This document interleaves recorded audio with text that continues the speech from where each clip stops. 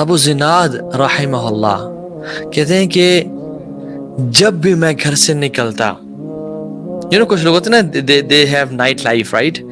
They have night life, they go out and they just they love to stay awake at night और घूमना फिरना। और यानी नेक हैं अबू जिनाद रहमहुल्लाह, तो नेक इंसान थे, इबादत करना। सो बिफोर फजर व्हेन ही यूज्ड टू पास मस्जिद नबवी और घरों के पास से गुजरते थे, कहते हैं कि मुझे हर घर से कुरान के पढ़ने की आवाज आ रही होती थी, हर घर से कुरान की तिलावत की आवाज आ रही थी।